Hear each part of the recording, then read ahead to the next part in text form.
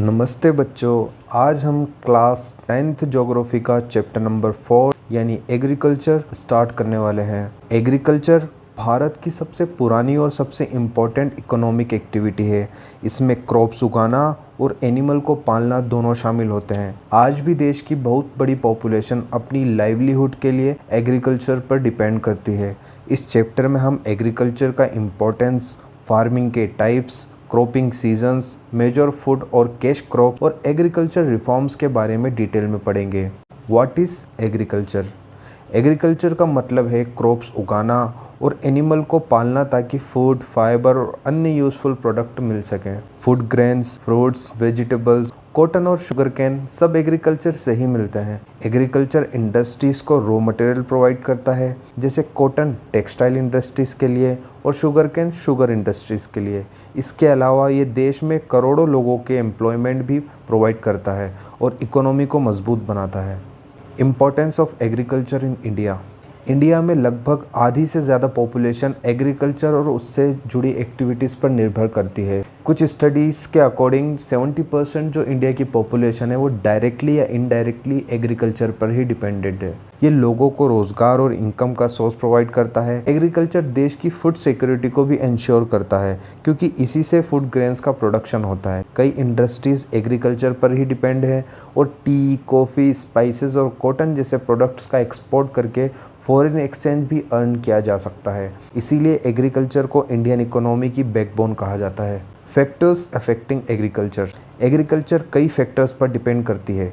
Physical factors में relief, soil और climate सबसे इम्पोर्टेंट है। फर्टाइल सोइल, सूटेबल क्लाइमेट और प्लेन लैंड फार्मिंग को इम्प्रूव करते हैं। ह्यूमन फैक्टर्स में टेक्नोलॉजी, इरिगेशन, फर्टिलाइजर्स और गवर्नमेंट पॉलिसीज़ आती हैं। मॉडर्न मशीन्स, बेटर इरिगेशन और गवर्नमेंट सपोर्ट से एग्रीकल्चर प्रोडक्शन में वृद्धि होती है। Types of farming. इंडिया में फार्मिंग को 3 मेन कैटेगरीज में बांटा गया है। प्रिमिटिव सब्सिस्टेंस फार्मिंग, जिसमें ट्रेडिशनल मेथड्स का यूज़ होता है। इंटेंसिव सब्सिस्टेंस फार्मिंग, जिसमें छोटी लैंड पर ज़्यादा लेबर और इरिगेशन का यूज़ करके अधिक प्रोडक्शन किया जाता है। और कॉमर्शियल फार्मिंग, जिसका मेन ऑब्जेक्टिव मार्केट में बेचकर प्रॉफिट कमाना होता है। हर टाइप की फार्मिंग की अपनी अपनी अलग कैटेगरीज होती हैं। Primitive subsistence farming. Primitive subsistence farming छोटे लैंड होल्डिंग्स पर की जाती है। इसमें ट्रेडिशनल टूल्स जैसे हो, डॉय और डिगिंग स्टिक का यूज़ होता है। फार्मिंग में फैमिली मेंबर्स ही लेबर के रूप में काम करते हैं। प्रोडक्शन कम होता है और क्रॉप्स अधिकतर फैमिली की ज़रूरत पूरी करने के लिए उगाई जाती है। इस फार्मिंग का एक common form slash and burn agriculture है। स्लैश एंड बर्न एग्रीकल्चर में सबसे पहले जंगल के एक हिस्से को साफ किया जाता है। उसके बाद पेड़ पौधे को जलाया जाता है और उनकी राख सोइल को कुछ समय के लिए फर्टाइल बना देती है। कुछ साल तक उस लैंड पर फार्मिंग की जाती है।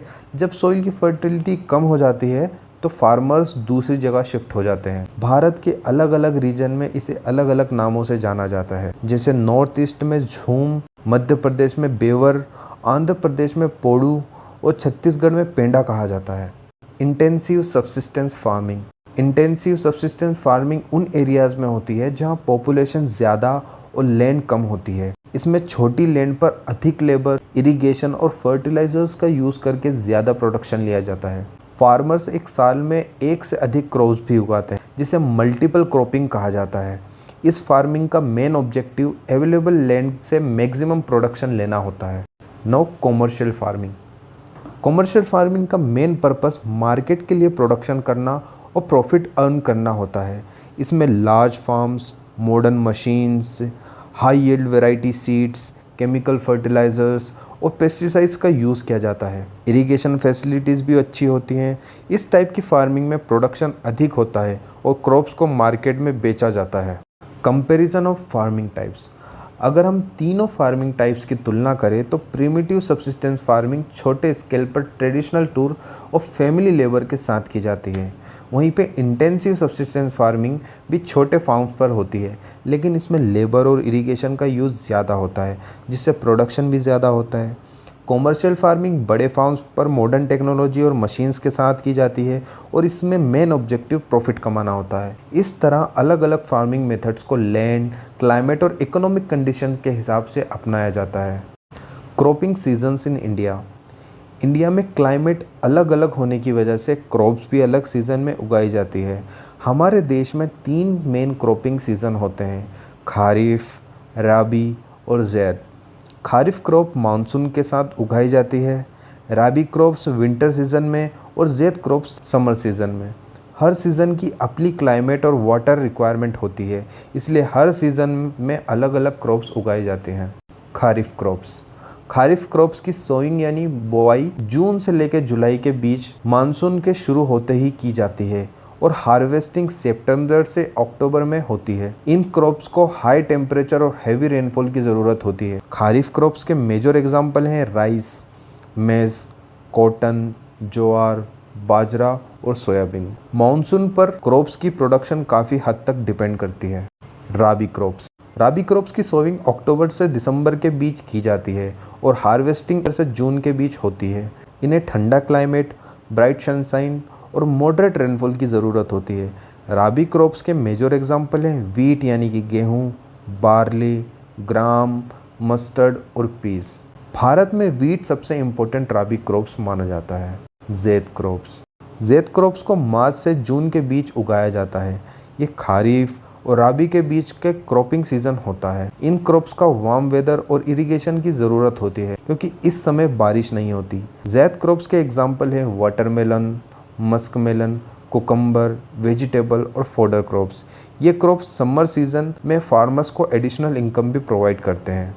जब राबी क्रॉप्स और खारिफ क्रॉप्स के बीच में जो गैप बचता है, जो टाइमिंग रह जाती है, उसमें ये ज़ैद क्रॉप्स उगाए जाते हैं। राइस भारत की सबसे इम्पोर्टेंट फूड क्रॉप है और देश के बहुत बड़े हिस्से का स्टेपल फूड भी है। राइस को हाई टेम्परेचर, हेवी रेनफॉल और फर्टाइल सोइल की ज़रूरत होती है। जहाँ रेनफॉल कम होती है वहाँ इरिगेशन का यूज़ किया जाता है। राइस का मेजर प्रोड्यूसिंग स्टेट है वेस्ट बंगाल, यूपी, पंजाब, आंध्र प्रदेश और छत्तीसगढ़। भारत दुनिया का सबसे बड़ा राइस प्रोड्यूसर में एक है।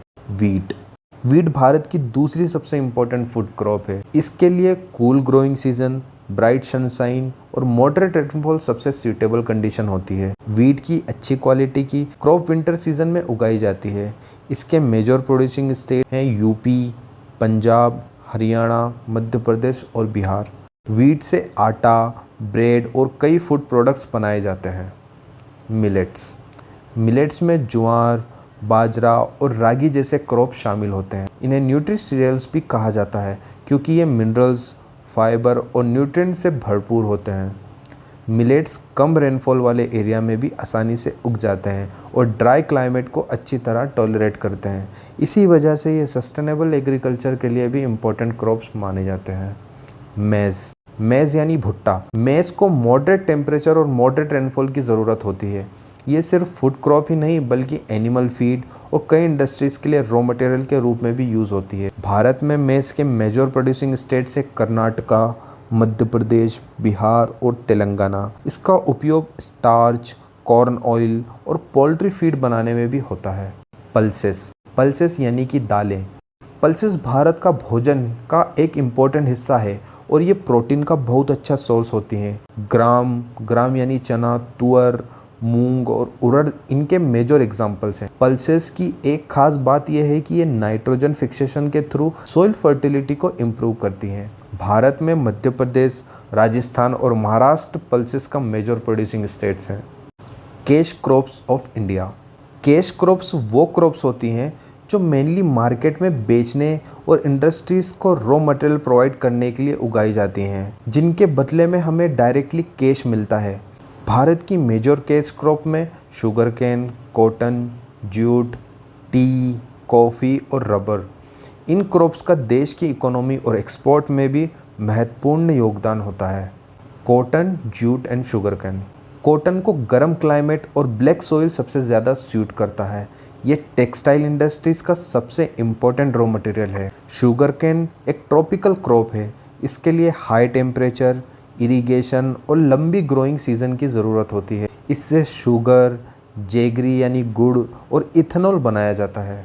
जूट को हाई टेम्परेचर, हेवी रेनफॉल और फर्टाइल एलुवियल सॉइल की ज़रूरत होती है। इससे बैग्स, रोप्स और पैकेजिंग मटेरियल बनाए जाते हैं। इसी वजह से इसे गोल्डन फाइबर भी कहा जाता है। Tea coffee and rubber. T को ठंडा और ह्यूमिड क्लाइमेट, अच्छी रेनफॉल और वेल ड्रेन्ड सॉइल की ज़रूरत होती है, इसलिए असम, वेस्ट बंगाल ये टी प्रोडक्शन के लिए फेमस हैं। कॉफ़ी अधिकतर कर्नाटक में उगाई जाती है। ये शेड में अच्छी तरह ग्रो करती है और इसके लिए मॉडरेट क्लाइमेट सूटेबल है। रबर को हॉट और ह्यूमिड क्लाइमेट के साथ हेवी रेनफॉल की ज़रूरत होती है। केरला भारत का सबसे बड़ा रबर प्रोड्यूसर है। रबर के उपयोग टायर्स, ग्लोव्स और कई इंडस्ट्रीज प्रोडक्ट बनाने में होता है। Technological and institutional reforms. Agriculture को इम्प्रूव करने के लिए मॉडर्न टेक्नोलॉजी का यूज़ बहुत ज़रूरी है। इसमें high yield variety seeds, fertilisers, irrigation और फार्म मशीनरीज का उपयोग प्रोडक्शन बढ़ाता है। गवर्नमेंट भी फार्मर की मदद के लिए मिनिमम सपोर्ट प्राइस, किसान क्रेडिट कार्ड और क्रॉप इंश्योरेंस जैसे रिफॉर्म्स लेकर आई है। इनका उद्देश्य फार्मर की इनकम और प्रोडक्टिविटी को बढ़ाना है। ग्रीन रिवोल्यूशन की शुरुआत 1960s में फूड प्रोडक्शन बढ़ाने के लिए की गई थी। इसमें high yielding variety seeds, irrigation, fertilisers और मॉडर्न मशीन्स का अधिक उपयोग किया गया है। इसका सबसे बड़ा फ़ायदा ये हुआ कि भारत फूड ग्रेन के प्रोडक्शन में काफ़ी हद तक सेल्फ सफिशिएंट बन गया। इससे पहले हमें दूसरे देशों से फूड इंपोर्ट कराना पड़ता था, क्योंकि हमारे पास खुद के लिए भी क्रॉप्स नहीं थे। हम इतना भी खेती नहीं कर पा रहे थे, जबकि 80 to 90% जो देश के लोग थे वो खेती में ही इन्वॉल्व थे। उसके बाद भी हमारी प्रोडक्टिविटी इतनी कम थी। दूसरे देशों से हमें एक एड के तौर पे हमें फूड ग्रेन्स मिला करते थे, लेकिन हमारी गवर्नमेंट ने ग्रीन रिवॉल्यूशन की शुरुआत की, जिसमें अच्छी क्वालिटी के सीड्स, इरिगेशन, फर्टिलाइज़र्स का यूज़ और मॉडर्न मशीनरीज़ का अधिक उपयोग करा, जिससे हमारी जो ग्रोथ है, क्रॉप्स की ग्रोथ है, जो प्रोडक्टिविटी है वो बहुत ज़्यादा इम्प्रूव हुई और आज हम सेल्फ सफिशिएंट हैं। पंजाब, हरियाणा और वेस्टर्न यूपी का ग्रीन रिवॉल्यूशन का सबसे अधिक लाभ मिला है। बुधन मूवमेंट की शुरुआत आचार्य विनोबा भावे ने 1951 में की थी। इस मूवमेंट का उद्देश्य था कि बड़े ज़मींदार अपनी कुछ ज़मीन स्वेच्छा से लैंडलेस फार्मर को दान दें। इससे लैंड डिस्ट्रीब्यूशन में और समानता लाने और गरीब किसानों की मदद करने का प्रयास किया गया। इम्पोर्टेंस ऑफ एग्रीकल्चर भारत की इकोनॉमी का एक इम्पोर्टेंट पिलर है। ये देश को फूड सिक्योरिटी प्रोवाइड करता है और करोड़ों लोगों को एम्प्लॉयमेंट देता है। एग्रीकल्चर इंडस्ट्रीज़ को रॉ मटेरियल सप्लाई करता है और टी, कॉफ़ी, स्पाइसेस, कॉटन जैसे प्रोडक्ट्स को एक्सपोर्ट से फॉरेन एक्सचेंज अर्न होता है। इसीलिए एग्रीकल्चर को इंडियन इकोनॉमी की बैकबोन कहा जाता है। 1 मिनट रिवीजन।